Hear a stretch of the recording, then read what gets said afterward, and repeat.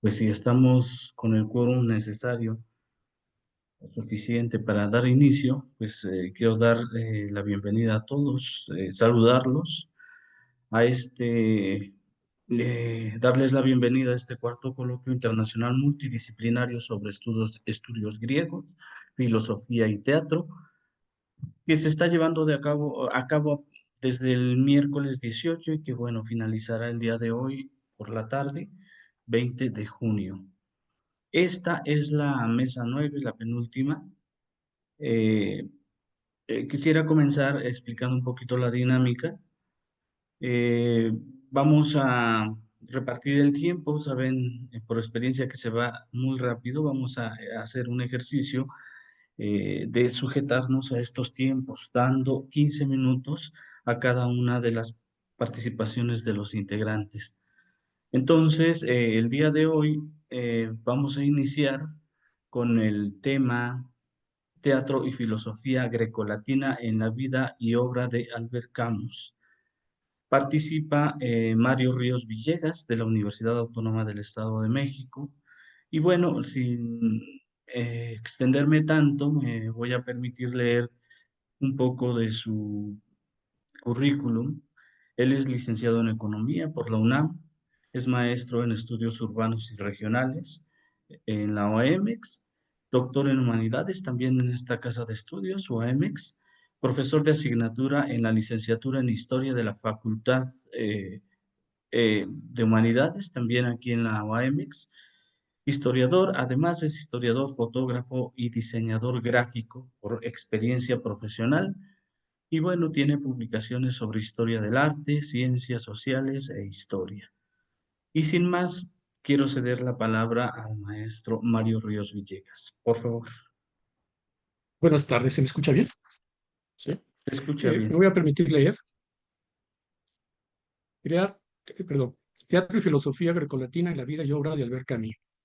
Crear mitos es la verdadera finalidad del teatro, producir la vida en sus aspectos universal, inmenso, extraer de esta vida imágenes en las que nos gustaría encontrarnos. Antoine Artaud, 1938, el teatro y su doble. El mundo en que me siento más cómodo, el mito griego. Albert Camus, Cuadernos 2, enero 1942, marzo 1951. Introducción. En su largo caminar a través de la tierra de la muerte, del dolor y los gritos, el joven escritor y futuro Premio Nobel de Literatura, Albert Camus, perdería las dos o tres imágenes sencillas y grandes sobre las cuales se abrió por primera vez su corazón. Toda su obra sería una rebelión contra el caos y absurdo del mundo para tratar de recobrar su patria originaria, el Mediterráneo y el mundo griego antiguo. Siempre se opuso a ser clasificado como filósofo existencialista. No era ni uno ni lo otro. Él pensaba con su cerebro y su cuerpo alimentado por el mar, el sol y la arena. Su mente estaba cargada de imágenes, no de ideas. A diferencia de los existencialistas, él no era un constructor de sistemas, sino de diálogos dramáticos luchando por regresar en el teatro de la vida al punto de origen, en que los valores no eran polares, sino complementarios, en que la muerte resultaba ser un silencio feliz. Percibía a los cuerpos como configurados por el medio ambiente. Había una diferencia entre cuerpos desnudos y cuerpos arropados. El Mediterráneo era el pensamiento del mediodía, era una manera de sentir y de vivir. Según dijo alguna vez, el cielo de Le Havre no era el mismo que el de Argel. Recordemos que Sartre nació en El Havre. Encontró en la voz de los coros de las tragedias griegas la imagen de la mesura y ella fue su nación primaria, la cual lo llevó, tal vez sin proponérselo, a convertirse en un gran filósofo de la ética. Sí, sí se me está escuchando, ¿sí ven? Creo que se movió la... Se escucha bien, Sí, maestro Mario. gracias. El caos y del silencio, y salió de la destrucción de la mayor de todas las guerras de la historia humana. Que a mí mostraba una luz al final del túnel, desarrollo. David tuvo tres pasiones, el teatro, las mujeres y el fútbol.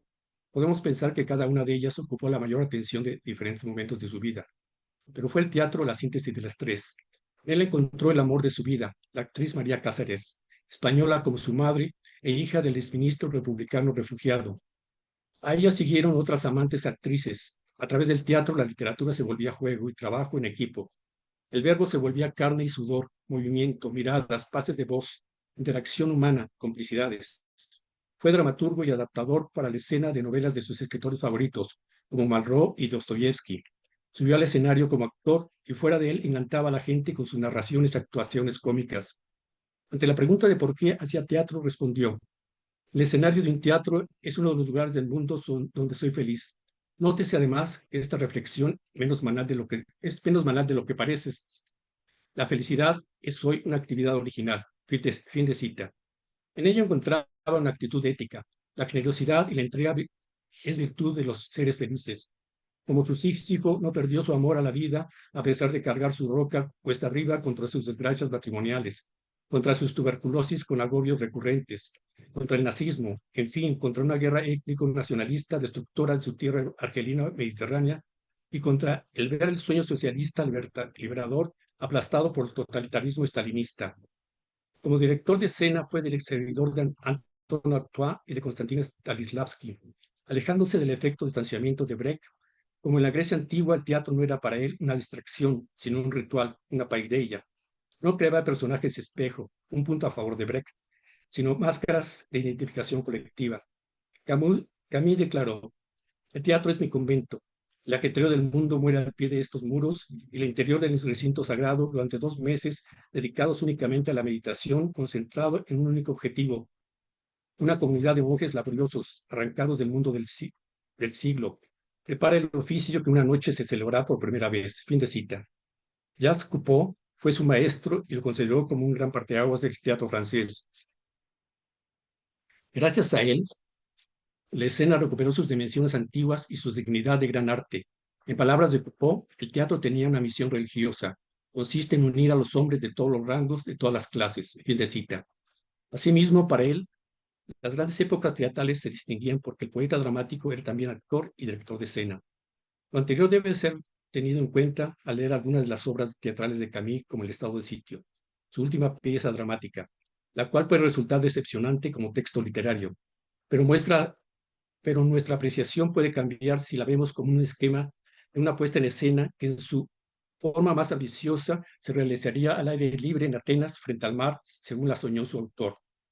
También le da una gran importancia al ambiente y a lo llamado por él mismo geometría de la acción, es decir, los lugares que ocupan los actores, su recorrido, sus movimientos, etc. En Camus, filosofía y teatro se hermanan de una manera íntima. No es exagerado decir que fueron sus principales fuentes de inspiración la tragedia y la filosofía griega antiguas, con los presocráticos y el helenista neoplatónico Plotino a la cabeza.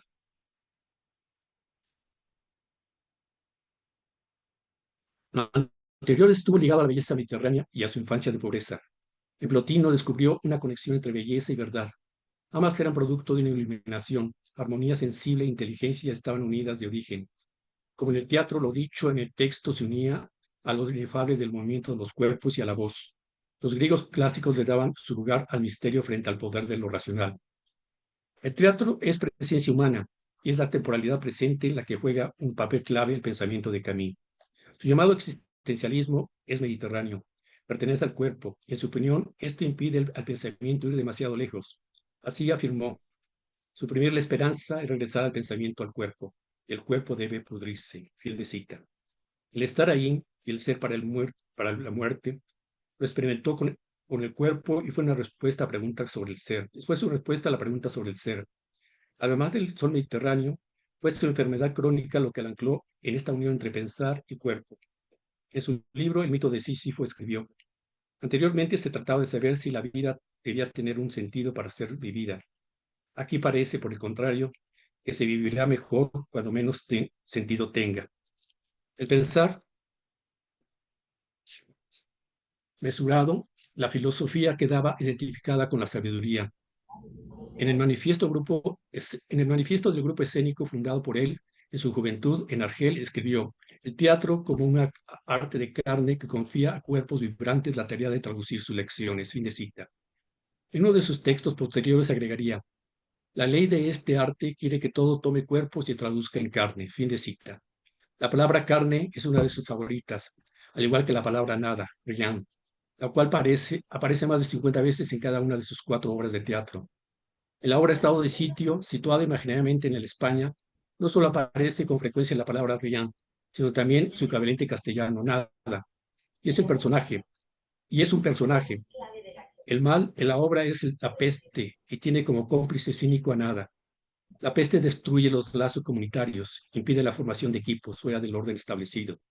Diego, un personaje rebelde, exclama: es la peste la que nos descarna. Fin de cita. En la obra teatral Calígula, el personaje central, inspirado en el equivalente emperador romano, descubre la verdad. Los hombres mueren y no son felices. Descubre así la nada de la vida, la cual lo invade sumiéndolo en la soledad destructiva. Calígula no solo se siente acompañado solo se siente acompañado en el reino de los muertos, al cual alimenta con sus asesinatos.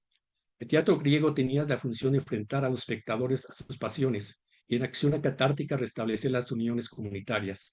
La desmesura, la ibris, eran el mal. En su segunda obra teatral, El maltendido, el personaje de la madre, después de haber asesinado a su hijo, el cual no reconoció, le dice a su hija y cómplice Marta: no, no, no pienso en nada, y menos en revelarme. Es el castigo, Marta. Supongo que llega un momento en que todos los asesinos son como yo, vacíos por dentro, estériles, sin futuro posible. Por eso los matan, no sirven para nada. Fin de cita. Ante el absurdo de la existencia, los seres tienen que cerrarse en sí mismos, rompiendo todos los lazos humanos. Por ello, la madre no reconoce al hijo que oculta su identidad. Nada para Camus no es un ente metafísico, sino una experiencia vital. Ante la tesis del absurdo, la madre se sumerge en la nada y se suicida sin pretender como Calígula un suicidio glorioso, creando conscientemente sus múltiples asesinos. La antítesis de la rebelión, defensa de su ser, experiencia también vital, está más allá de todo, por la soledad. La madre va al mundo de los muertos a encontrarse con su hijo. El mundo de los muertos es el del linaje, al cual pertenece Antígona de Sófocles, la cual exclama a su hermana: estate tranquila, tú todavía disfrutas de la vida, en cambio mi espíritu lleva muerto ya mucho tiempo, de donde se deduce que tiene que prestar su ayuda a los muertos. Las fases a través de las cuales Albert Camus periodiza su programa de desarrollo de su obra están inspiradas en la mitología griega y se despliegan en un proceso de tesis, antítesis y síntesis, para desembocar en la fundamentación de una actitud ética ante la vida. Sísifo simboliza el absurdo, Prometeo la rebelión y Némesis la mesura y el equilibrio. Las tres fases se dieron simultáneamente como una iluminación en el alma del joven escritor.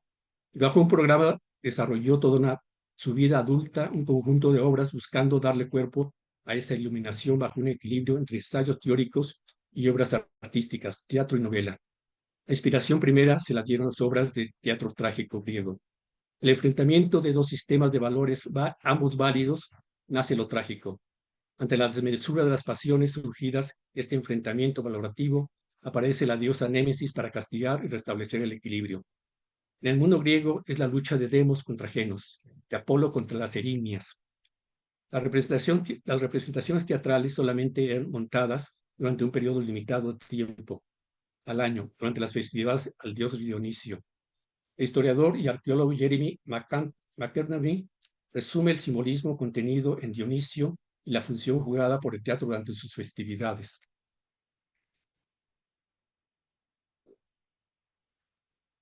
De forma binaria y paradójica, Dionisio representa lo que nos hace más crudos y salvajes, también lo que nos hace ordenados y capaces de un comportamiento civilizado. El teatro es un espacio, tanto el lugar donde nos reunimos como comunidad, como donde explotamos las transgresiones contra esa comunidad, las acciones que surgen de nuestras pasiones humanas que amenazan el orden y la sociedad. Fin de cita. A la polaridad trágica griega entre Genos y Demos, Camus introduce lo irracional y lo racional, y los equilibra con la siguiente frase: lo irracional limita lo racional, que a su vez le da su medida. Otra polaridad valorativa se encuentra entre moral y realismo. Sobre ella afirmó: toda moral necesita su parte de realismo. La virtud pura es asesina. Y todo realismo necesita su parte de moral. El cinismo es asesino. El sistema lo amplió a una gama variada de polaridades valuativas y su tesis la podemos encontrar en una frase escrita elípticamente en uno de sus cuadernos: tolerancia resultante del desgaste de los valores. Fin de cita.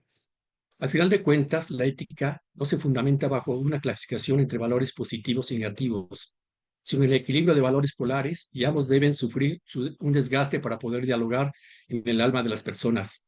Al final de cuentas, nuestra identidad es múltiple. Somos Antígona y somos Creonte. Las tragedias antiguas, el coro y el corifeo, son las voces de la mesura. Así, por ejemplo, en la obra Electra de Sófocles, escuchamos al corifeo exclamarle a Electra para intervenir en la discusión entre ella y su hermana. Nada de discusiones por los dioses, porque en ambos puntos de vista hay provecho. Si tú aprendieras a poner en práctica el de esta y esta, a su vez el tuyo. Fin de cita. La antítesis bajo el signo de la rebelión encontramos en la obra teatral Los Justos de Camus. Los personajes de la obra representan la lucha a favor de la justicia en contra de la opresión del régimen zarista. Su derecho a matar al opresor, evitando a toda costa daños colaterales, lo justifican con su muerte. Su fervor revolucionario a favor del valor justicia, el cual les evita practicar el valor libertad de amar, lo justifica con el sacrificio de sus propias vidas. Al personaje de Dora le da Camus una visión clarividente cuando ella dice a Nenkov: quizás vengan otros que se autoricen a sí mismos a matarnos y que no paguen con sus vidas. Fin de cita.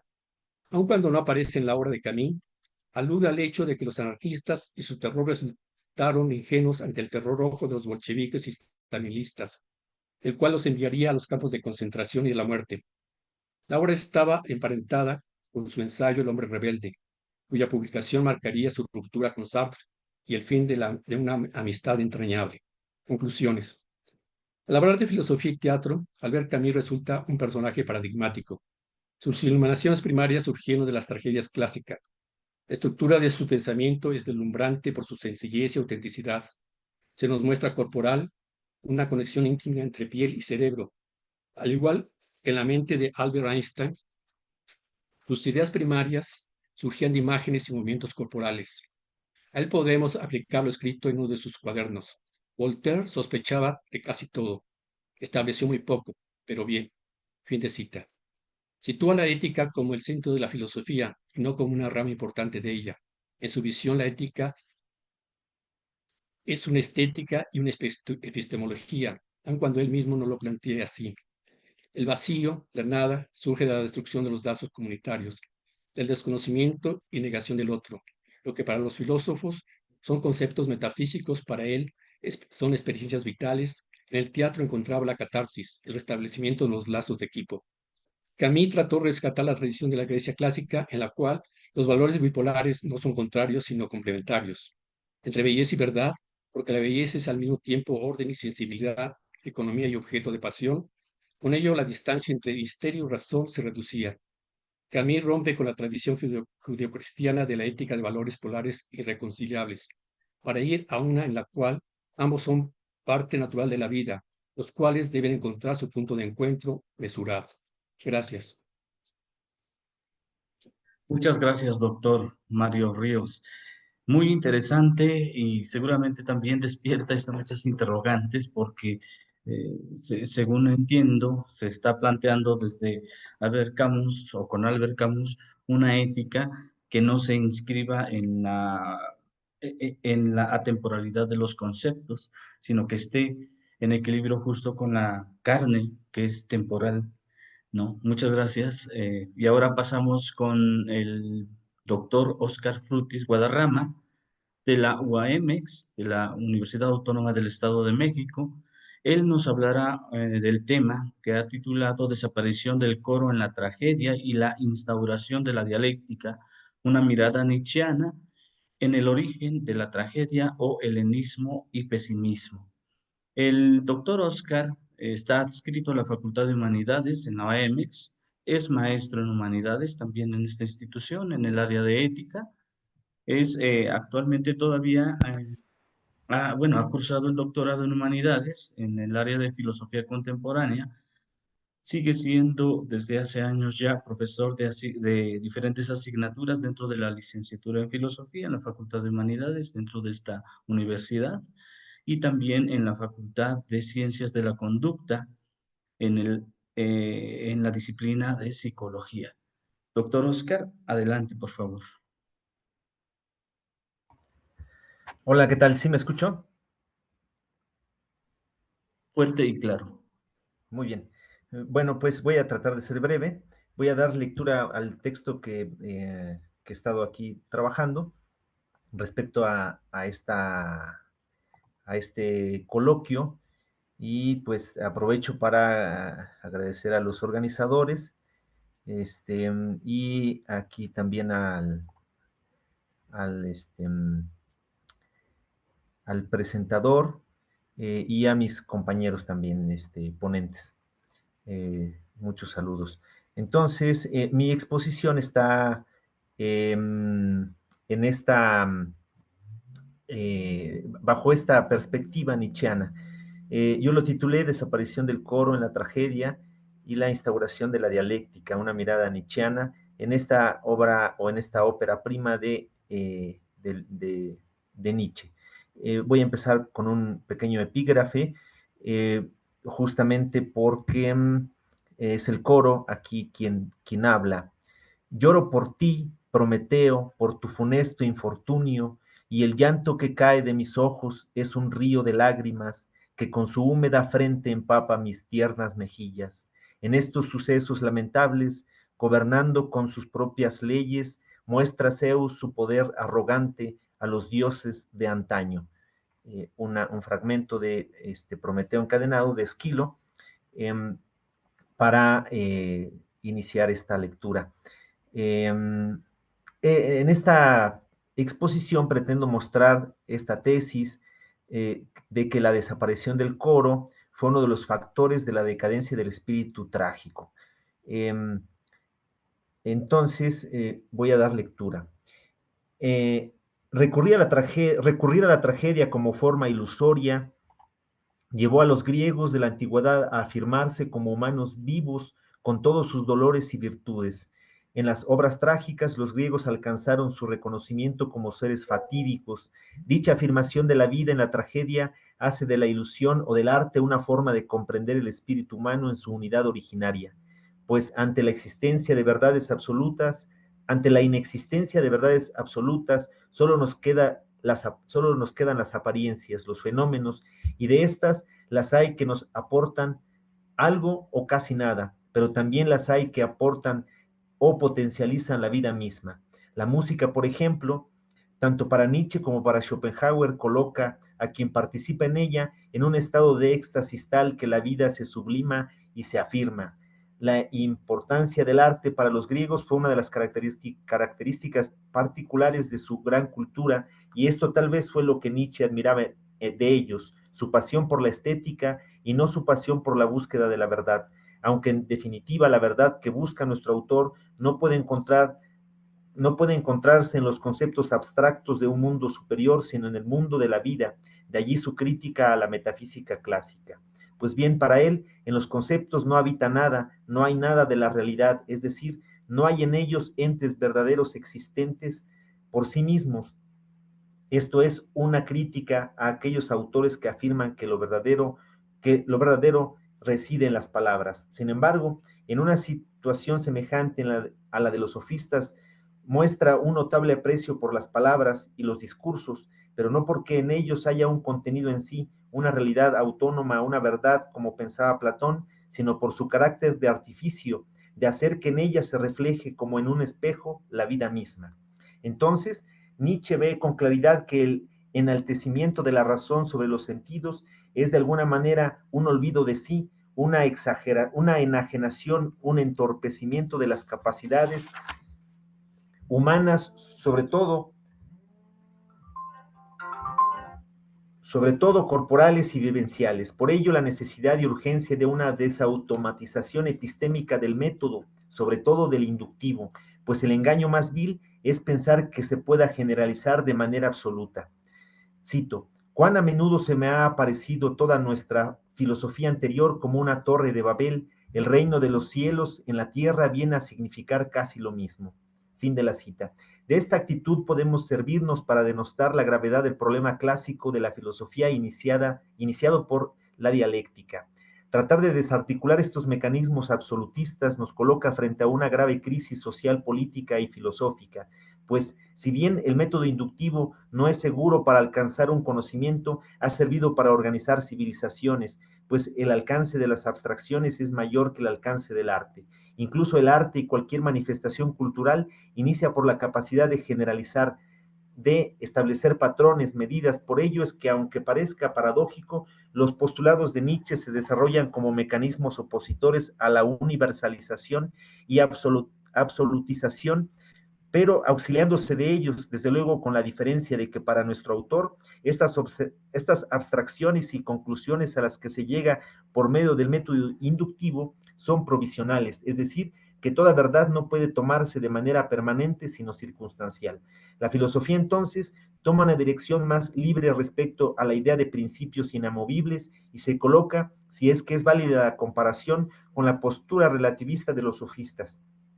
Y se coloca, si es que es válida la comparación, disculpen, lo que hace pensar que incluso todo razonamiento lógico científico está supeditado a nuevos avances y perspectivas que surjan al paso. De esta manera, todo lo que aporta al desarrollo de la vida es de vital importancia y no puede pasar desapercibido.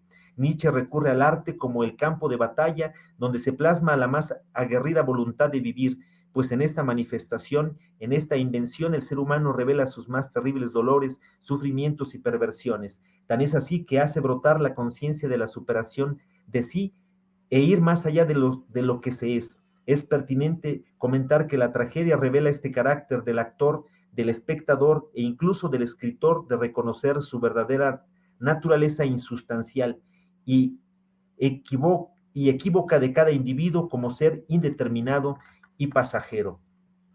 El conocimiento de nuestra propia insustancialidad, que somos en cada caso uno mismo, se asemeja al ejercicio cartesiano de querer hallar una certeza, la de que no hay certeza más que la de la propia experiencia de nosotros mismos percibiendo el mundo.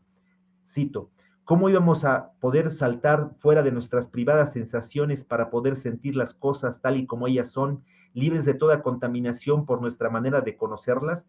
Fin de la cita. Esto es, la de un cuerpo sintiente respecto de un mundo más allá de nuestro cuerpo, del que no podemos saber más que eso, que está fuera de nosotros. En este punto de encrucijada podemos distinguir este carácter filosófico de encontrar certezas, principios, esencialidades o incluso absolutizaciones, a saber que es evidente que en cada uno de nosotros se encuentra un sustrato indefinible que es la vida, pero no a la manera de la biología como mera función biológica, sino como una voluntad de vivir, un vivir como el árbol que busca siempre posicionarse y crecer hacia la luz. Este querer vivir es la evidencia de la insaciabilidad de la propia vida, pero también es la muestra del más claro individualismo, pues la única demostración real de existencia es la que propiamente se vive. Al mismo tiempo, también es la única vía posible de percibirnos frente a otros. Entonces, la vida propia lo que quiere es conservarse, pero no solo eso, sino desarrollarse, crecer y vivir intensamente más allá de las determinaciones culturales y metafísicas.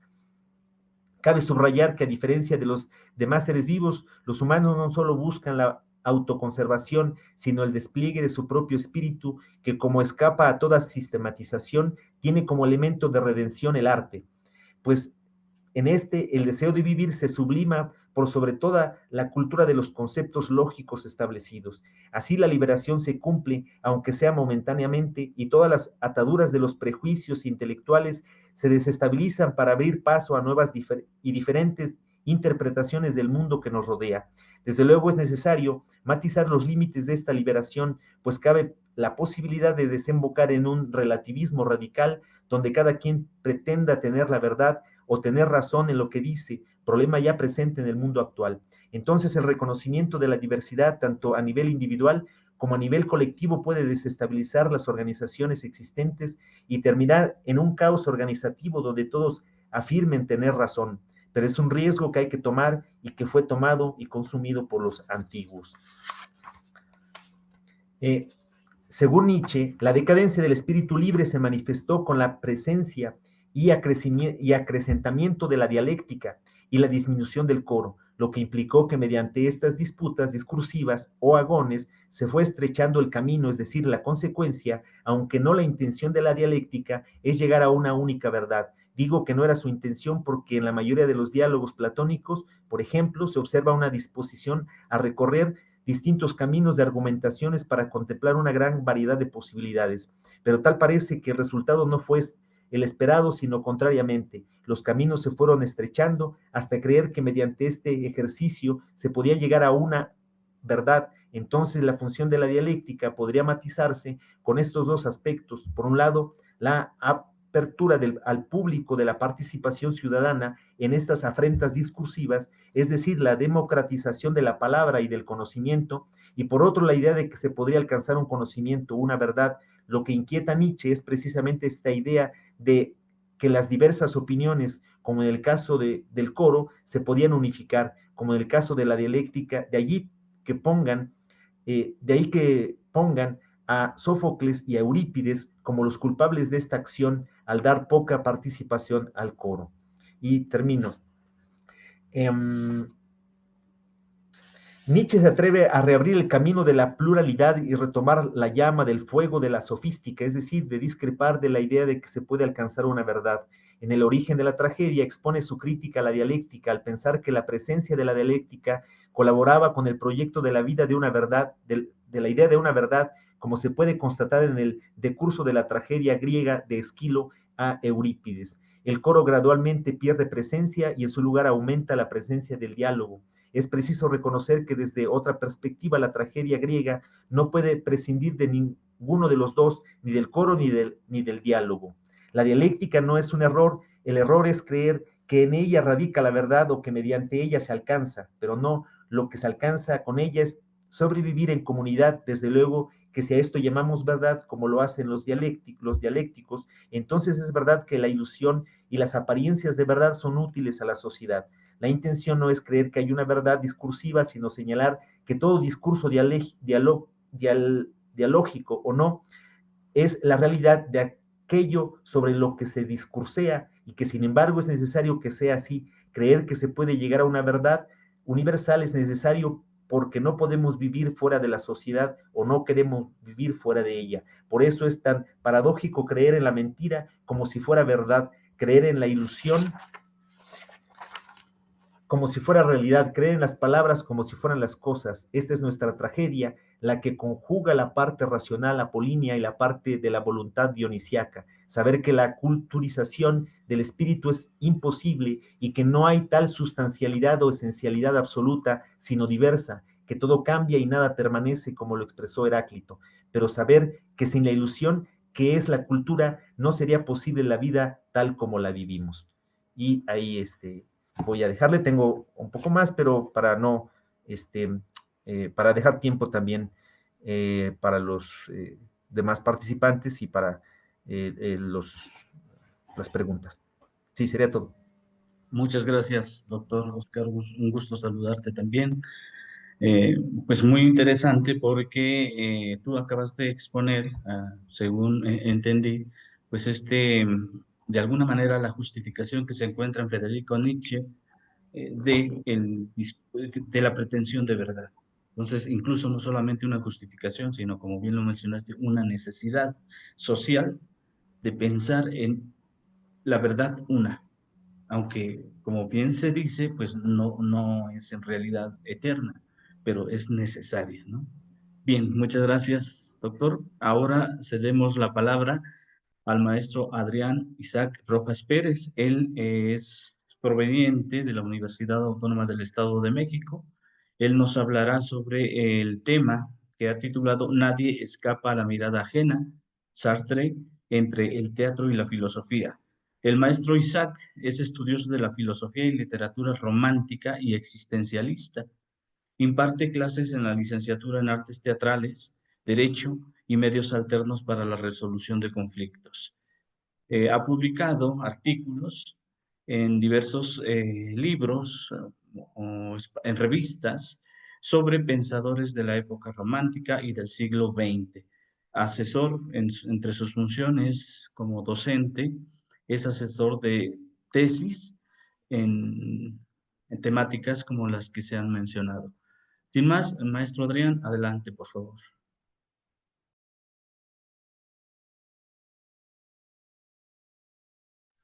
Al parecer tienes desactivado el micrófono. Hola, hola, ¿ya me escuchan? Fuerte y claro. Pues es un gusto estar participando en este coloquio. Yo me siento eh, muy feliz de compartir esta mesa con compañeros de hace años, nos conocemos, empezando contigo, doctor Francisco. Por acá también está el doctor Josué, doctor Oscar. También veo por acá a Mariano, que ya tiene un buen de tiempo.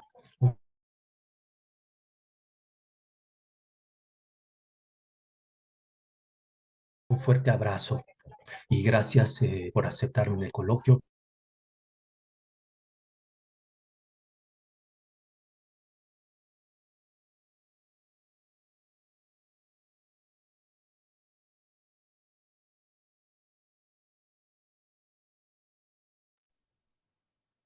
Perdón, no sé si es mi conexión, pero al parecer no. Creo que tenemos problemas con la transmisión del maestro Adrián.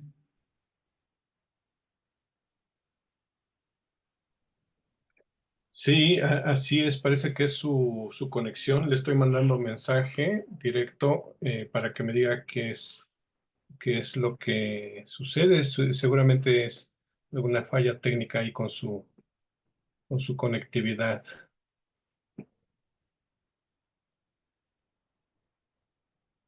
Vamos a darle un medio minuto. Ya checó ya vio mi mensaje. Sugiero que como a veces los datos son muchos en la transmisión, si es posible, pues que desconecte su cámara y solamente conserve el audio. Ok, le voy a comentar eso. Gracias.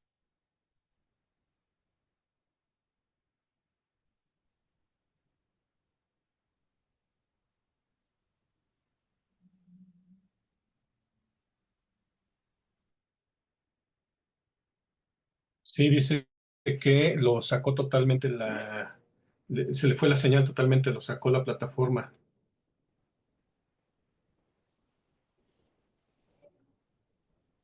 No sé si esperamos o también podemos darle la palabra a Jaime Quintero. También sería una alternativa en lo que se conecta Isaac. Solo hay que avisarle por medio de mensaje, Josué, Sí, le estoy va a mandando ocupar su mensaje. lugar Jaime. Bien. Entonces, cedemos la palabra a Jaime Quintero. Él pertenece a la OAMX. No sé si está listo también, ¿qué tal si no? No puedo visualizarlo. Sí, doctor, aquí estoy. Perfecto, Jaime, muchas gracias. Excelente, un gusto saludarte. Eh, él nos va a hablar sobre la filosofía y la tragedia en Nietzsche, filosofía y tragedia en Nietzsche. Quiero decir que si me está permitido de manera muy general, Jaime Quintero, yo lo conocí solo en una clase, es una persona muy responsable, muy comprometida. Me da gusto decir que en él miré el interés filosófico, pero sin desligarse de las preocupaciones de su propio contexto social. Entonces, eso me parece que es muy, muy meritorio. Durante sus estudios de bachillerato ha participado en otro tipo de actividades como atletismo, e igual actividades complementarias como en escoltas, y en ellas ha destacado. Por cuestiones de salud, sin embargo, tuvo que suspender su trayectoria académica y en el 2012 ingresó al Seminario Diocesano de Toluca, donde cursó y aprobó los estudios de filosofía en su academia literaria y revistas internas. Participó con varios ensayos sobre filosofía medieval y el Renacimiento. Asimismo, cursó la formación de la Schola Cantorum con enfoque gregoriano. Igualmente, ha estudiado latín y griego. En la etapa de sus estudios teológicos estuvo al frente del grupo de jóvenes a nivel diócesis. Actualmente es egresado de la licenciatura en filosofía por la OMX. Ha participado en esta misma en otras experiencias que han enriquecido su trayectoria como en 2022 participó como ponente sobre la decolonialidad. También sobre Nietzsche, asimismo ha publicado en la revista La Matini de la Facultad de Humanidades de la misma Casa de Estudios, y en ella publicó el artículo que titula Crítica de Nietzsche a la ciencia moderna en función de su objetividad, verdad y utilidad. Hasta ahora se mantiene en formación continua a través del seminario Homero, Educador de Occidente. Pues un gusto saludarte, Jaime, y te cedemos la palabra. Adelante. Muchas gracias, doctor Francisco. Igual un gusto saludarlo y le agradezco bastante al doctor Oscar Juárez, al doctor Manzano, que me han dado la oportunidad de participar en este coloquio. Y bueno, voy a tratar el tema de filosofía y tragedia en Nietzsche.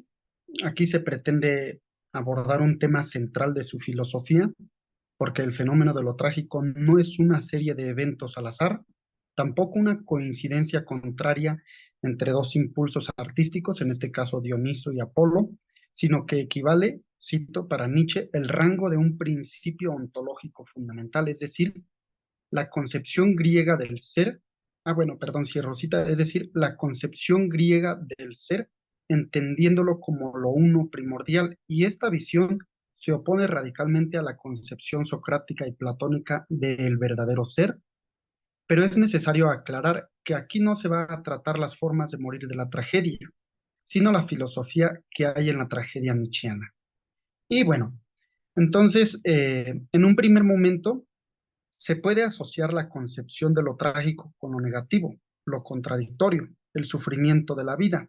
Esto lo menciono porque Nietzsche dice, el griego conoció y sintió los horrores y espantos de la existencia, pero revisando la lectura que Deleuze hace sobre el problema de la tragedia, sostiene que la dialéctica hegeliana en el desarrollo del espíritu se da mediante la tesis, antítesis y la superación de esta contradicción, lo cual significa que en esa visión lo negativo es necesario para ser superado. De hecho, la contradicción se percibe como motor del movimiento. Entonces lo trágico se presenta como la lucha de fuerzas opuestas que deben resolverse siendo una superior. Deleuze argumenta que Nietzsche rechaza esa postura dialéctica de lo trágico. No busca la superación de los opuestos, sino la afirmación de la diferencia en sí misma. Así la vida no es una progresión hacia la síntesis hegeliana, sino un juego constante de fuerzas, una multiplicidad de perspectivas y una afirmación del devenir tal como es con todas sus contradicciones. Pero esa tragedia nietzscheana la formuló con una categoría estética, por lo cual, Nietzsche dice, solo como fenómeno estético está justificada la existencia del mundo. Para él, así se logra una comprensión profunda y metafísica de todo el cosmos e incluso de nuestra naturaleza humana. Pero no se refiere a un arte como imitación de la realidad mediante la técnica, sino la tragedia como fenómeno estético, y para esto es necesario comprender dos puntos. El desarrollo del arte está ligado a la duplicidad de lo apolíneo y de lo dionisiaco, de modo similar a como la generación depende de la dualidad de los sexos, entonces los cuales la lucha es constante. Es necesario entender estas fuerzas contrarias que permiten el movimiento o el juego del devenir constante. Estos impulsan al desarrollo del arte, entendida el arte, abro cita, entendida el arte como en el sentido de producción de ilusión, de voluntad, de engaño y mentira. Aquí revisé el texto de Meléndez en el nacimiento de la tragedia como introducción a la filosofía posterior de Nietzsche, Ideas y Valores, es una revista que estoy citando. Y entonces para Nietzsche la tragedia es la manifestación más profunda del arte y esta a su vez de la cultura. En otras palabras, gracias a que la tragedia facilita esta lucha constante y reconciliación de contrarios, permite que el ser humano mire directamente al abismo de la existencia sin ser aniquilado por lo dionisiaco, sino redimido por la belleza de la forma, es decir, de lo apolíneo. Por eso Nietzsche dice que el hombre griego, para vivir, tuvo que colocar delante de ellos, perdón, la resplandeciente criatura onírica de los Olimpos, porque estos impulsos, que son naturales, expresan el mundo que contemplamos. Son ese impulso, esa interacción de fuerzas creadoras que permiten el surgimiento de la vida, mediante, y bueno, aquí cito, una pluralidad infraconsciente de automatismos, de sinergias, de pequeñas excitaciones innumerables entre sus células y órganos, actuando de manera cooperativa. Llegando a este punto, el griego comprendió que hay una realidad distinta de la que se percibe, una fuerza que representa el caos primigenio, pero que hace posible el cambio constante de la vida, porque la vida, desde luego, para Nietzsche es dinámica. Por eso él argumenta, abro cita, que la vida es como una fuente eterna que constantemente produce individuaciones y que produciéndolas se desgarra a sí misma. Entonces, se advirtió que esa visión trágica del mundo se convierte en la imagen de todo cuanto existe, porque el proceso vital sufre decadencia. Esto no significa un pesimismo, sino la afirmación de la vida. Pero Nietzsche no se queda con ese entendimiento trágico del devenir que constituye todo, sino lo exhibe como la acción creadora del hombre. Es decir, impulsa ese entendimiento o visión trágica, impulsa a que el ser humano vaya creando su propia individualidad. Y cito, el arte y no la moral es presentado como la actividad propiamente metafísica del hombre. Cierro cita. Entonces, el hombre, tanto creador, abraza la naturaleza que expresa sus impulsos básicos a través de su corporalidad. En ese microcosmos es donde la totalidad ejemplifica al hombre el mismo juego de formas que la constituyen. Así que en la tragedia griega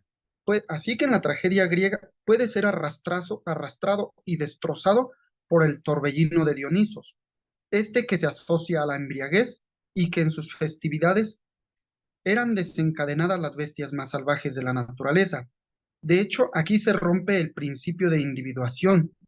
Se llega a conocer la verdadera esencia de la realidad y de la naturaleza. Abro cita, aquellas emociones dionisíacas en cuya intensificación lo subjetivo desaparece hasta llegar al completo olvido de sí. Cierro cita, como consecuencia, el hombre ya no se piensa en sí como sujeto aislado bajo el principio, sino solo bajo el influjo de Dionisos. Y con ello, abro cita, no solo se renueva la alianza entre los seres humanos, también la naturaleza celebra su fiesta de reconciliación con su hijo perdido, el hombre. Cierro cita, así es como el hombre se vuelve uno con la naturaleza, se deja llevar por el fluir de todo. Aquí la desmesura se desvela como verdad, y la contradicción no es algo que deba ser negado, pues ésta ocupa a la vida. Las fuerzas naturales se expresan desde el corazón de la naturaleza. Esto carece de un sentido moral, y entonces el poder que salva al hombre de ese peligro de derrumbarse es el arte. Bajo la fuerza dionisíaca es donde el hombre experimenta la unidad del todo. Al igual aquí, descubre el arte porque lejos de abandonar ese estado, lo asimila y comienza un proceso de regeneración interior, ese proceso de destrucción y renovación.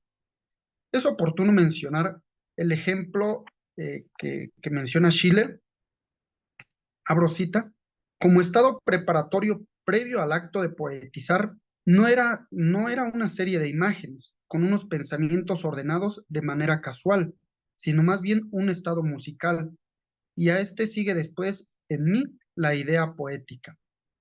Con esto se rompe el esquema de un sentido sistemático.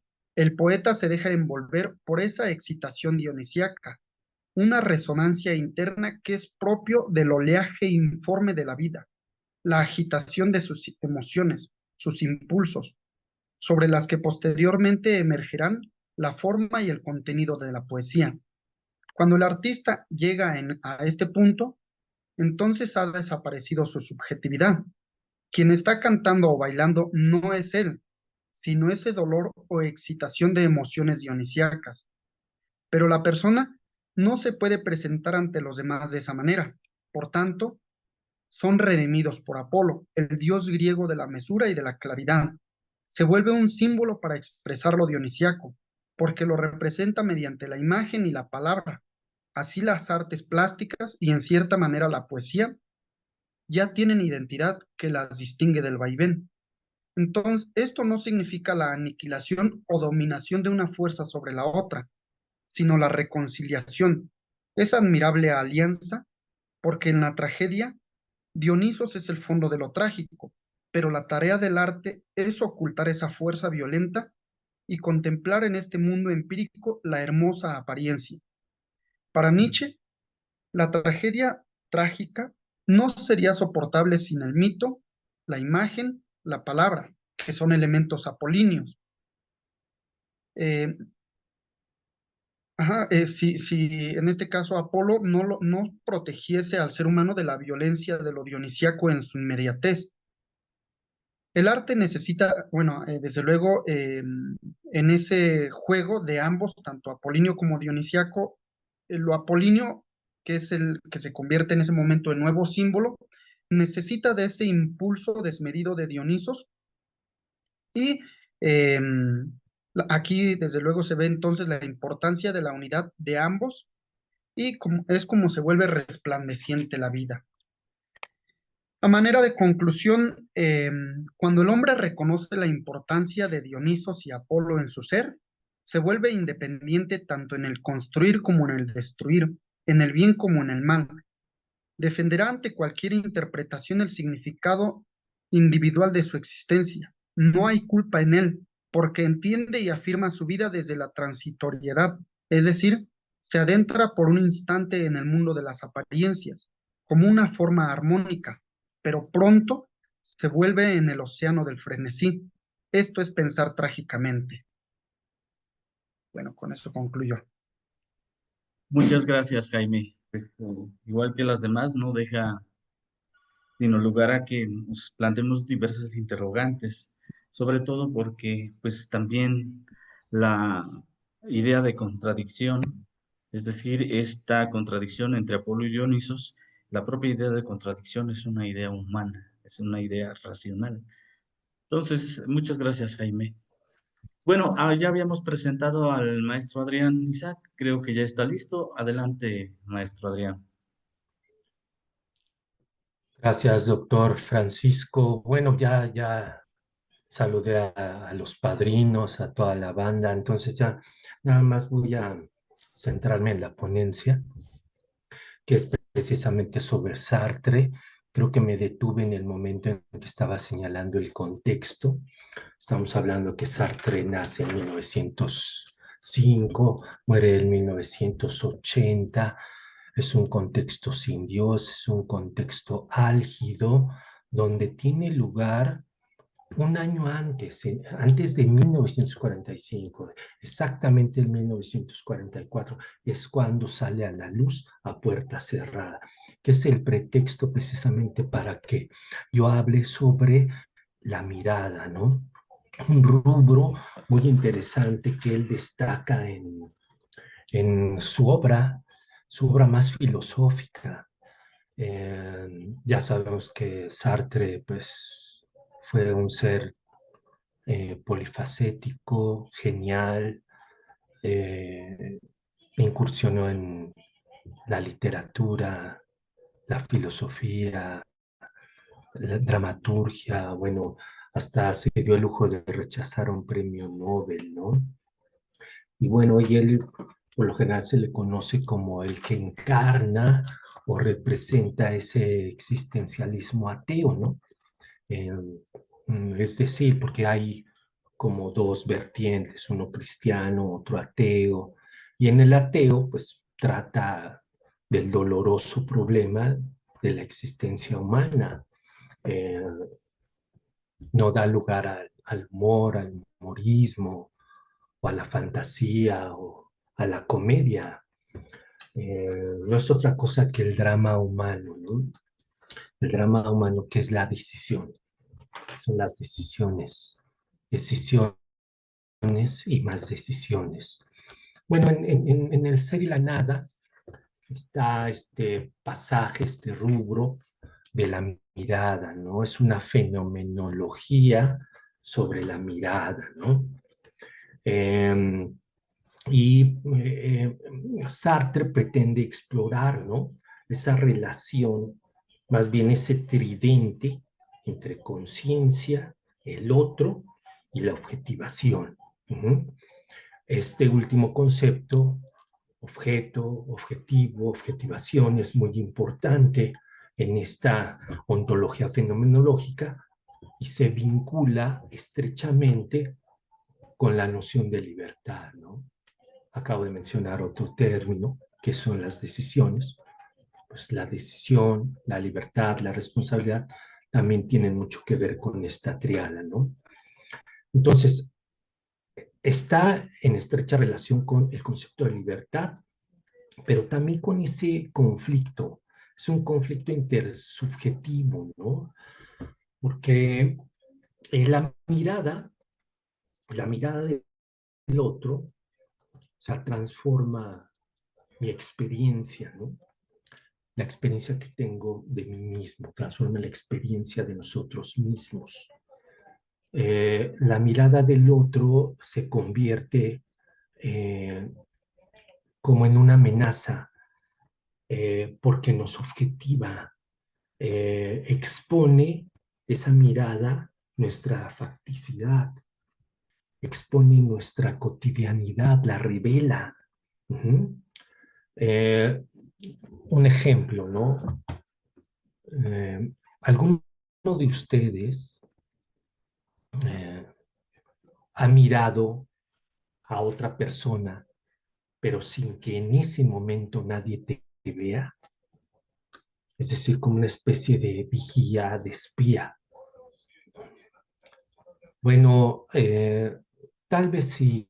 Yo creo que estoy seguro que sí, ¿no? Sobre todo porque pues, nosotros somos bien curiosos. Y por supuesto que hemos visto, ¿no? A otro ser humano, sin que en ese momento nadie me observe, nadie me vea.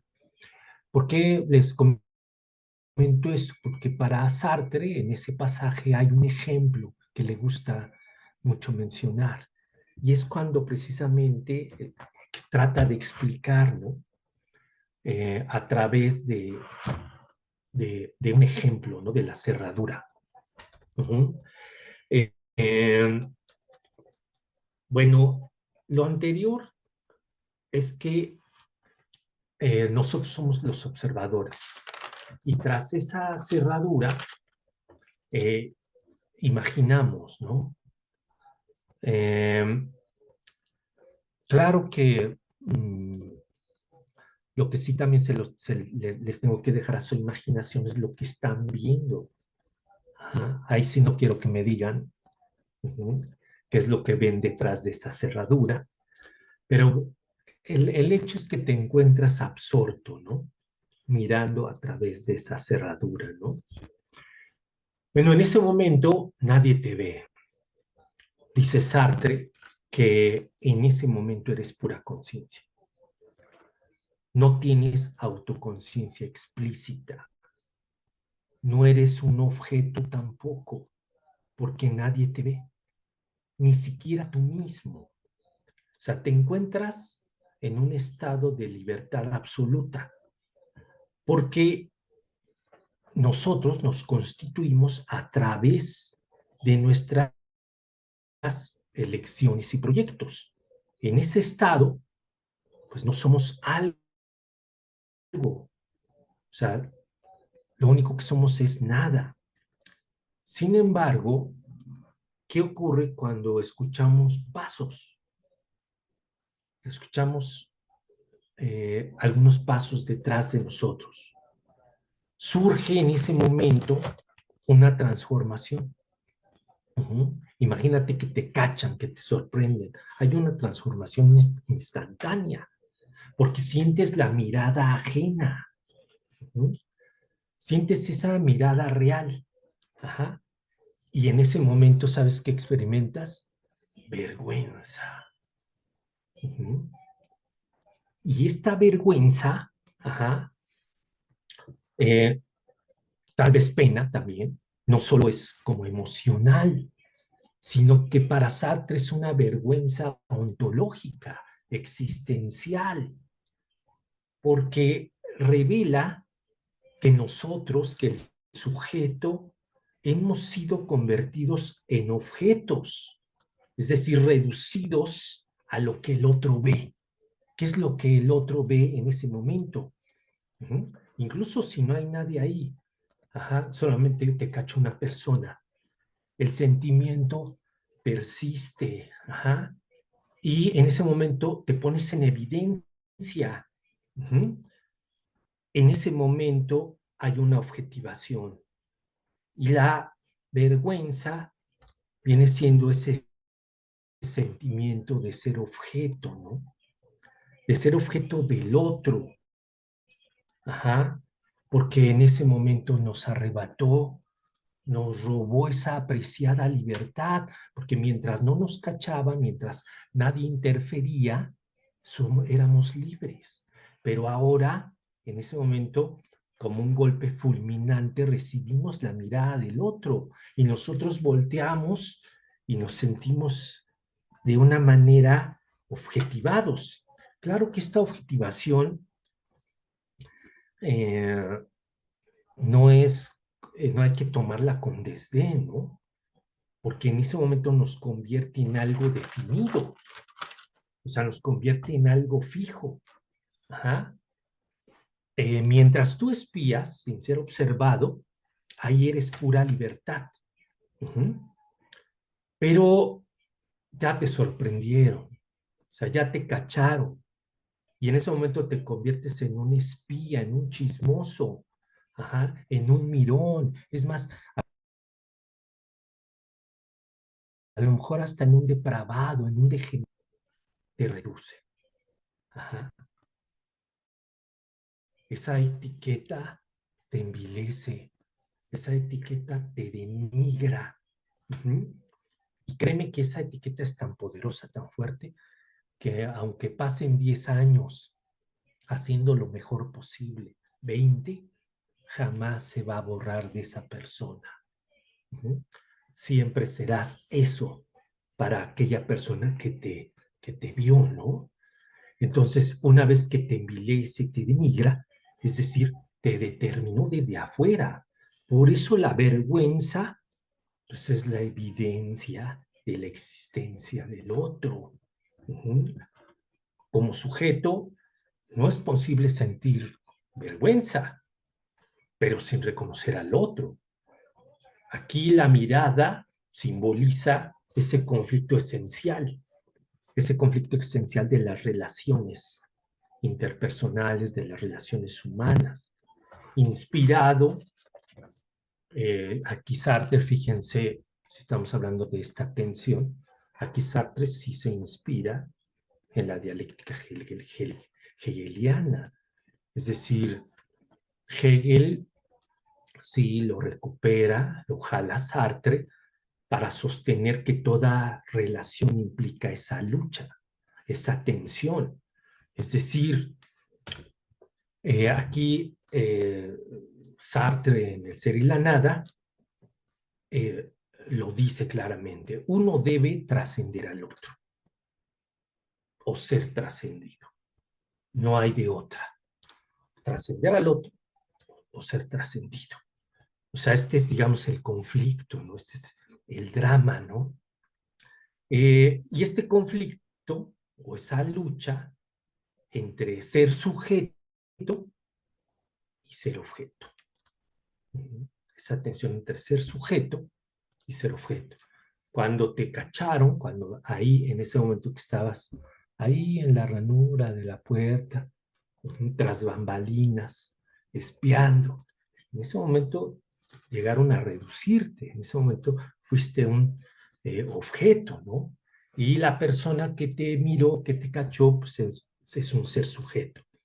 Bueno, Según Sartre, las relaciones interpersonales, las relaciones intersubjetivas, se revelan cómo luchamos por preservar nuestra libertad, ¿no? Que es lo que para Sartre es destacable, ¿no? O sea, mientras inevitablemente objetivamos y somos objetivados por los otros. O sea, fíjense, por supuesto que nos han objetivado de una y de otra forma, nos han etiquetado de una y de otra forma, pero también nosotros hemos caído en el juego, en esta dinámica. Nosotros también objetivamos, ¿no?, a los demás. Y los reducimos también a objetos de deseo, ¿no? Como objetivamos, por ejemplo, a ciertos seres humanos, mujeres, hombres, algún modo de ser como un transexual, transgénero, aquello que no nos gusta, hemos llegado a objetivar hasta en el color de la piel, ¿no? Miramos diferente al que tiene el color amarillo, negro, blanco, caucásico, rubio. Objetivamos por la complexión, si es pequeño, si es delgado, si es gordo. O sea, objetivamos si tiene una pinta religiosa, en fin, ¿no? Pero también nos han objetivado, ¿no?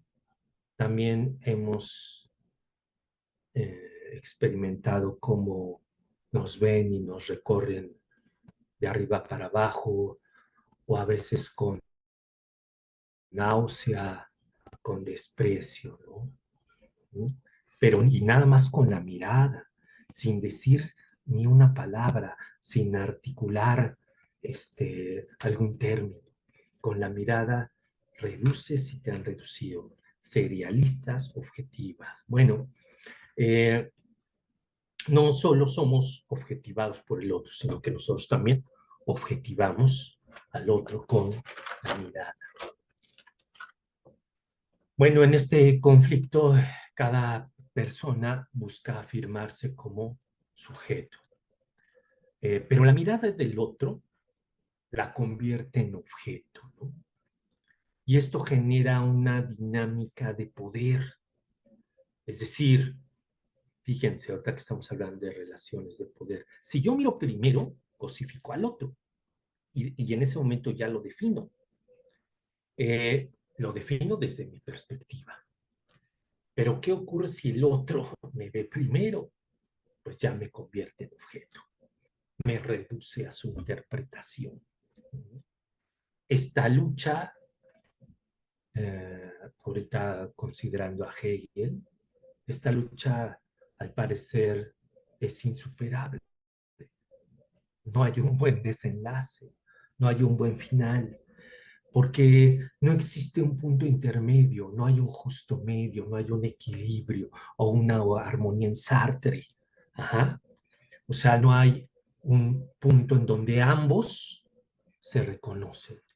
Por el contrario, ajá, ninguno de ellos se reconoce o reconocemos como sujetos libres. O sea, aquí a diferencia de Hegel, Sartre niega cualquier posibilidad, ¿no?, de una síntesis, de este momento de la síntesis. Siempre habrá una tesis, una antítesis, pero nunca el reconocimiento mutuo. Ajá. Jamás habrá reconocimiento mutuo que equivaldría a la síntesis hegeliana. Es una lucha, es una tensión de quién se enamora más, de quién se enamora primero, ¿no? De quién se eleva más, de quién tiene un mejor puesto, de quién tiene un mejor grado, de quién tiene más dinero, de tantas y tantas ejemplos, ¿no? Y si eso lo llevamos a tensiones bélicas, guerras, ajá, por cuestiones políticas, por cuestiones de geopolítica, en fin, pues bueno, son innumerables también los ejemplos que podemos mencionar a lo largo de la historia. Bueno, no hay un reconocimiento mutuo. De ahí, pues, esta sentencia, ¿no? Severa, durísima, porque en La Puerta Cerrada, Sartre dice: el infierno, ajá, son los otros. Tú eres mi infierno y yo soy tu infierno. Para muchas personas tú eres el infierno. Uh-huh. Pero también para esas personas, bueno, pues en estas relaciones yo soy su infierno y ellos son infierno también. Recordemos un poco esta obra de 1944, A Puerta Cerrada. El infierno es simbolizado por un cuarto de hotel, donde solamente están 3 personas. ¿No es ese infierno simbolizado con parrillas, llamas, demonios, trolls, duendes, en fin? No, no, es solamente una sala, un cuarto de hotel, donde no puedes cerrar los ojos. Ninguno de los que está presente, son 3 nada más, Garcín, Inés y Esther, no puedes cerrar los ojos. Ajá. Aparte no hay ventanas y todo el tiempo hay luz. No puedes dormir. Ajá, no existe el sueño. Lo único que existe es la mirada que traspasa, que penetra. Ajá. Todos están mirando todo el tiempo. Es intemporal esa sala. Uh-huh. Y aquí hay algo que también bueno, la verdad que este movimiento que hace Sartre, pues es muy creativo, ¿no? Porque siguiendo parte de las premisas del existencialismo ateo, una de ellas es que el hombre no es otra cosa que lo que él se hace. Y el hacer, la praxis, ajá, para Sartre es muy importante, porque nosotros somos un proyecto, el ser humano es un proyecto inacabado, pero en ese cuarto no puedes hacer nada. En ese cuarto no puedes tener un proyecto. Lo único que tienes es mirar al otro y juzgarlo y enemistarte con él porque discuten, porque todo el tiempo se están molestando. En ese momento sale la culpa, ¿no? De que Garcín es un asesino, de que es un cobarde, de que Estel es una frívola, es una coqueta, de que Inés es como una mujer que trabajaba en una compañía de correos, como su esposo la hace explotar porque abre una llave de gas. Entonces, todo, la vida que ellos, ajá, tuvieron y que los llevó ahí, todo se lo echan en cara, ¿no? Hasta que al final, por ahí, dramáticamente, Garcín advierte: vamos a voltear los sofás, los sillones. No quiero que me vuelvas a ver. No quiero sentir tu mirada todo el tiempo. Uh-huh. Entonces, él lo único que en ese momento clama, suplica, es que ojalá la idea del infierno fuera real, que vengan los grilletes, que venga el tormento, que vengan las llamas. Es preferible sufrir ese tipo de dolor físico a que todo el tiempo tenga los ojos abiertos y mirando siempre al otro y siempre en este cuarto sin poder dormir. Esa es, yo creo que, la representación del infierno más tétrico, ¿no? Más funesto, más cruel, ¿no? Donde no puedas hacer nada, donde no tengas un proyecto más que ver todo a toda costa, en todo momento, a esas otras personas. Y bueno, por eso que viene siendo el infierno, son los otros, ¿no? Recuerdo, para finalizar, el tiempo de la pandemia, ¿no? Ahí fue cuando leí más detenidamente esta obra. Y bueno, realmente yo percibía, ¿no? como esta mirada sartreana de que, pues sí, él puede ser mi infierno porque si me acerco un poco a él me puede contagiar. Ujú. Y que si yo me acerco un poco a esa persona, para esa persona yo soy su infierno porque posiblemente yo esté enfermo y la pueda contagiar. Pues viene siendo que el infierno son los otros, porque si un extranjero viene a nuestro territorio, a nuestro país, y qué tal si trae este COVID y nos contagia, en fin, ¿no? No hay que reprocharle nada a Sartre en ese sentido, ¿no? Su mirada, si bien apocalíptica, si bien funesta, pero es parte del contexto que le tocó vivir. Pues Perdón. por mi Ah, parte es todo, doctor Francisco. muchas Lo dejo gracias. ahí. Ajá, ya no me quiero extender más. Gracias. Muchas gracias, maestro Adrián. Pues qué bueno, qué interesante que bueno, quiero reconocer algo, que finalmente vas del concepto a los problemas cotidianos, algo muy ad hoc con el asunto, temático de Jean-Paul Sartre, ¿no? Eh, bueno, pues vamos a pasar entonces, tenemos 10 muy buenos minutos para que podamos escuchar algunos comentarios o preguntas.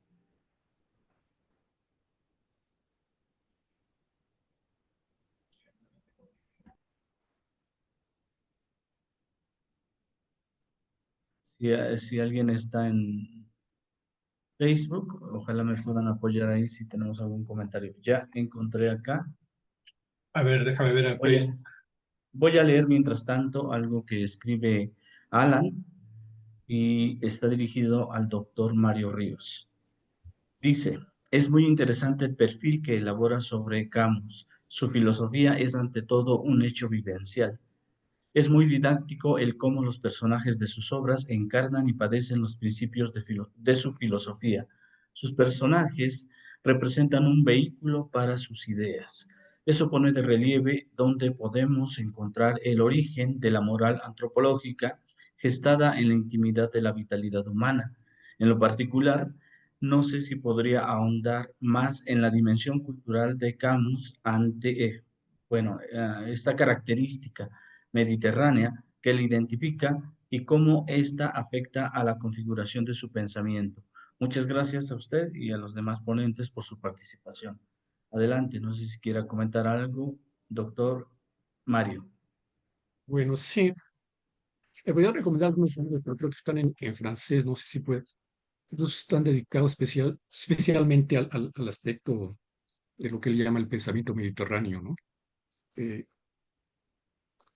Creo que incluso Sartre y Camus eran de la misma idea, ¿no? Este, esa frase que cité de Camus, de la diferencia del el cielo del Havre y el cielo de Argel, él lo repitió Sartre en alguna otra ocasión, ¿no? Dice, yo pertenezco al norte de Europa y Camus pertenece al Mediterráneo. Este, Creo que él trata, desde desde el momento en que él trata de, incluso de definirse como no filósofo, ¿no? O sea, que lo es, ¿no? Pero yo creo que es uno de sus grandes encantos. O sea, bueno, en ese sentido no es totalmente original, porque, bueno, de alguna manera es alumno de Nietzsche, según lo que he estado escuchando de los ponentes, ¿no? Habría que dedicar una ponencia específicamente a la relación del pensamiento de Camus con lo de Nietzsche. Yo me centré principalmente en el aspecto de la tragedia y, y el hecho de... Hay otra idea que me parece muy importante. eh, eh, Él piensa sus obras no solamente como textos, sus obras de teatro, sino como escenificaciones, ¿sí? Yo creo que es como muchas veces los directores de cine piensan en un actor e incluso pensando en ese actor de carne y hueso, en una personalidad, ellos construyen un personaje después, ¿no? Y crean un ambiente. La idea de incluso el teatro al aire libre, en el cual la ambientación, yo creo que de la acción de los personajes se, se contaminen del aire mediterráneo, ¿no? Yo creo que se podía hablar mucho de eso. Es una de las ideas claves. Él incluso lo definió como el pensamiento del Mirí, ¿no? El pensamiento del Mediterráneo. Y, y pensar como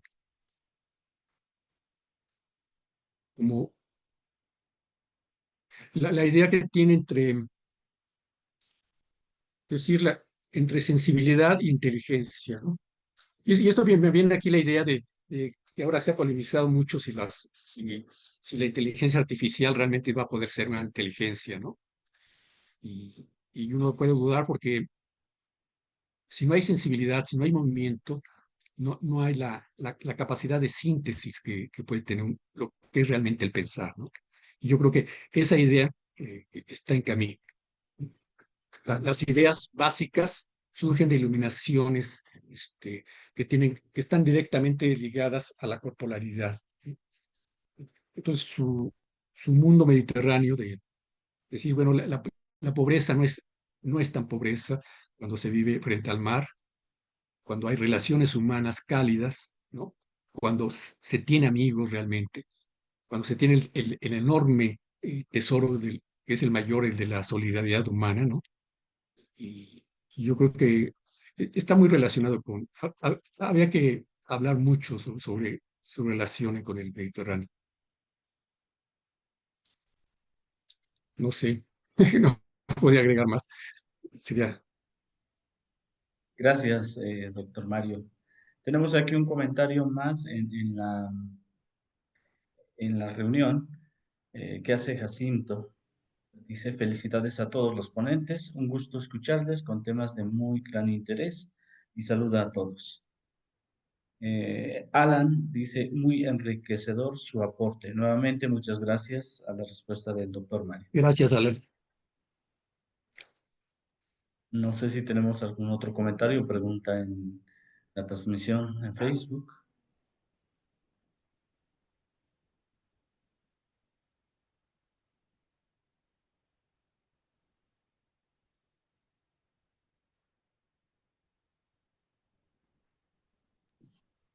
Josué, ¿no tenemos preguntas en Facebook o en YouTube?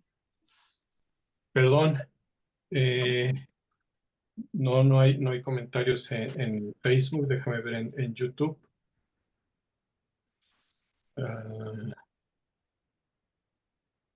Está la conexión del maestro Beto. Ok, Sí, solamente saludos para los ponentes. Felicitaciones para los organizadores en YouTube. vale. Sí, si me permites, doctor Francisco, Adelante, por favor. sí, un poco para Isaac. Interesante lo que nos comentaba.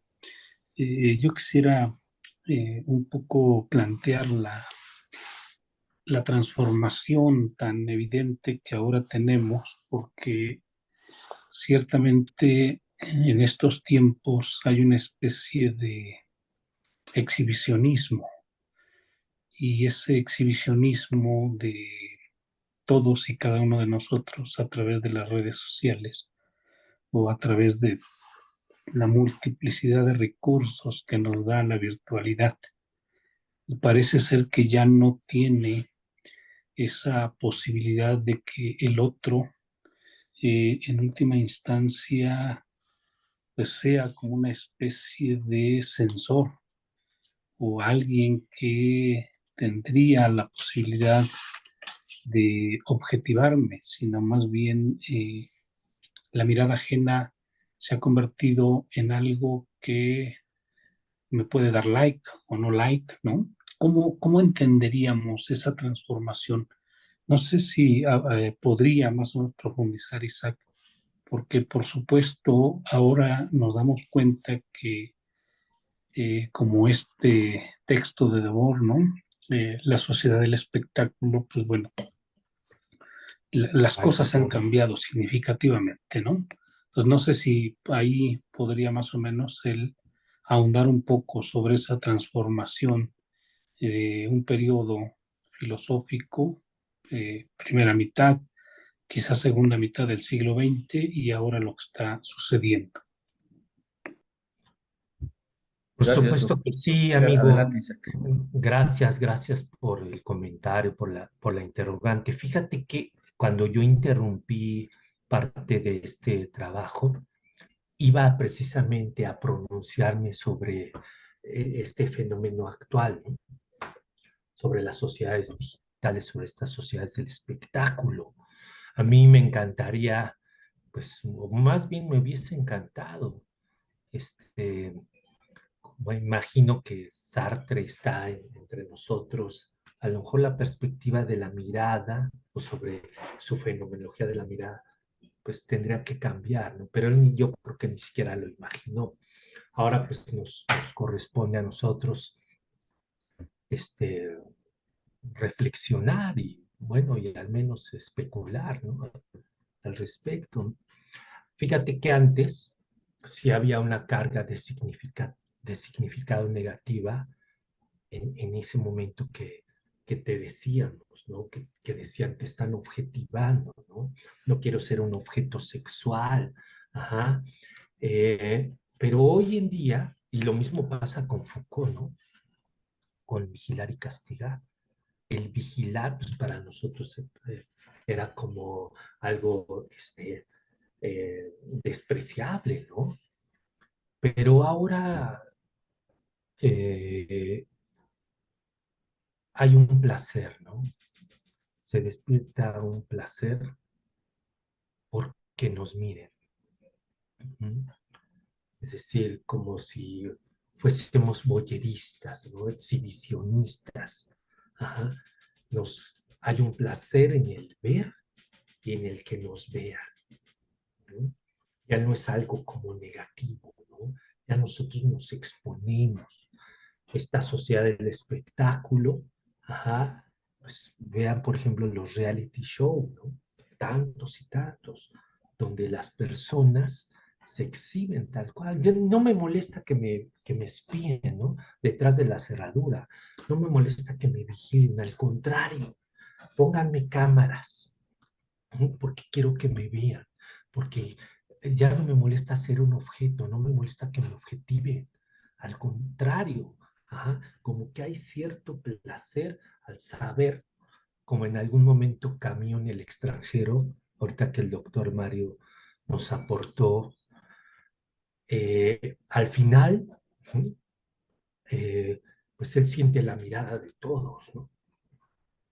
Y en ese momento sabe, ajá, pues que ese momento es especial, es único, porque jamás se había sentido observado por tantos, tantos y tantos ojos, por tantas miradas. Y había como un momento de gloria, ¿no? Como una especie de victoria absurda, decir, bueno, pues aunque esté en mi último momento, mi minuto de fama, pero lo tengo que disfrutar. Pues hoy en día casi, casi es igual, ¿no? Este, no nos sentimos tan mal de que nos miren o que nos objetiven. Tal vez en nuestro contexto, porque pues ya nosotros somos viejos, pertenecemos ya al Antiguo Testamento, ahí sí, a lo mejor pues nos sentíamos ofendidos, ¿no? Violentados. Recuerdo una película de ese entonces, se llamaba Sliver, Invasión a la Intimidad. Recuerdo bien a la protagonista, se llama Sharon Stone, entra a una serie de condominios de lujo, pero hay un pervertido, hay un tipo enfermo que coloca en cada habitación, ajá, en cada condominio una cámara para saber qué es lo que están haciendo los demás, ¿no? Bueno, cuando ella descubre que su intimidad ha sido invadida, que ya no tiene privacidad, pues rompe en escándalo, ¿no? Pero eso era en esa época, en nuestra época, pero ahora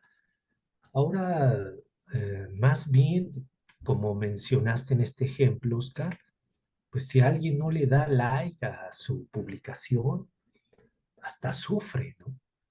Ujú. Se deprime, ¿no? Porque pues nada más tengo 1000 amigos, porque nada más tuve 100 likes, pues no soy nada, ajá, soy un fantasma, no existo, ¿no? Entonces, hoy en día sí, la perspectiva es distinta, ¿no? La perspectiva que tenía Sartre, pues era pues, precisamente en ese contexto. Pero ya las reglas del juego ya cambiaron, ¿no? Y ahora, bueno, yo no me siento objetivado con la mirada, porque, bueno, pues estamos por Zoom, estamos utilizando una plataforma, y yo creo que tampoco se sienten intimidados o molestos porque yo los mire. Pero creo que todavía el discurso resiste, sí aguanta cuando se habla de relaciones frente a frente, ¿no? Todavía ahí sí podemos sentirnos amenazados, ¿no? O avergonzados por la mirada que tiene el otro, ¿no? No así, por ejemplo, por este medio digital. En el caso de Foucault igual, pues ya no me siento tan mal que me vigilen, ¿no? Es más, pongan otra cámara más. No, no me afecta, ¿no? Vale. Gracias, Isaac. Gracias. No, no, al contrario, Oscar. Adelante, Bien, pues, Francisco. sí, muchas gracias. Pues disculpen, vamos a cerrar la sesión. Por los tiempos, tenemos el periodo de descanso que va de 2 a 3 de la tarde. No vamos a despedirnos sin antes, pues, agradecer primeramente a nuestros ponentes, al doctor Mario Ríos Villegas, al doctor Oscar Guadarrama, al maestro Isaac Adrián Rojas Pérez y, por supuesto, al licenciado Jaime Quintero. Muy interesantes, nos dejan abierta una puerta para diversas interrogantes que ya habrá oportunidad de seguir meditando en la intimidad y también en conjunto, por supuesto. Tampoco nos despedimos sin mencionar que después del receso, justo a las 3 de la tarde, se tiene la última mesa, la mesa 9, están todos invitados, y también invitarles a la conferencia magistral que estará a cargo de Luis Guerrero de la Universidad Iberoamericana a las 4:30 de esta tarde. Pues agradezco nuevamente y pues no hago otra cosa más que desearles que tengan buena tarde y si nos encontramos al ratito, pues qué bien. Muchas gracias. Muchas gracias a todos. Gracias a todos. Buenas tardes. Gracias, muchas gracias. Buenas tardes. Estamos en contacto. Gracias, buena tarde, hasta luego. Buenas tardes. Ánimo.